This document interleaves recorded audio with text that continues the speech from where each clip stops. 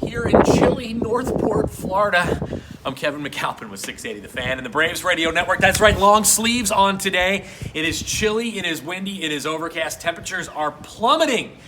It's going to feel like the frozen tundra here on the Gulf Coast of Florida. Temperatures dipping down to the 50s today.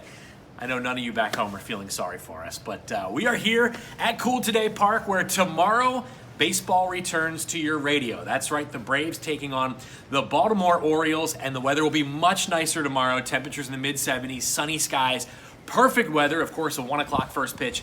Ben Ingram and Jim Powell will have the call for you right here on 680 The Fan and the Atlanta Braves Radio Network. And of course, we will be bringing you every pitch of Braves spring training baseball all season long. So make sure you follow all of our coverage so you can know exactly where to find us on any given day. We do know who will start tomorrow for the Braves. It will be the King. Felix Hernandez on the mound for the Braves tomorrow, starting the Grapefruit League opener. The 33-year-old looking to win a spot in the Braves rotation coming into 2020.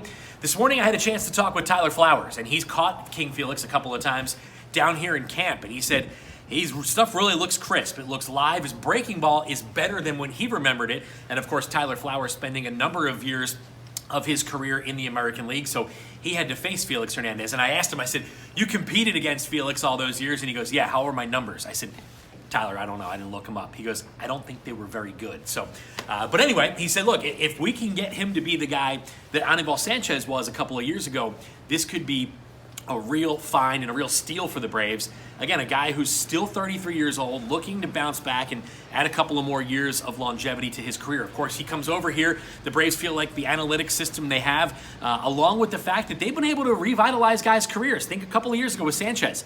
He has a great year. He's the second best starter for the Braves in 2018. Goes out and gets a $19 million contract from the Washington Nationals. Now, I'm not saying Felix Hernandez will be this year's version of Anibal Sanchez, but if they can get some quality outings out of him, bridge the gap till Cole Hamels gets back, and maybe one of the other young starters is ready, Felix Hernandez could really be a diamond in the rough for the Braves this season. Of course, we'll find out a lot more tomorrow when we see him take the mound. Speaking of tomorrow, Cole Hamels is also expected to arrive here at the complex on Saturday, and we expect to have a chance to visit with him in the next couple of days to get an update on how that shoulder is doing. Of course, if you missed it, Hamels injured that left shoulder doing a weighted ball drill, trying to build up stamina, momentum, and velocity, and they shut him down for a couple of weeks. So still probably a week and a half to 2 weeks away from when they'll reevaluate to see when he could be ready. But as some folks this morning in the clubhouse were talking, remember, Mike Fultonevich, Mike Soroka, those guys weren't even in the Braves rotation to start the year last year. They came in April and, of course, started a handful of playoff games for the Braves last year. So, if you have to have an injury early on is a lot better than it happening in June, July, or August. So, again, that's the latest here from Braves camp. Felix Hernandez starting tomorrow.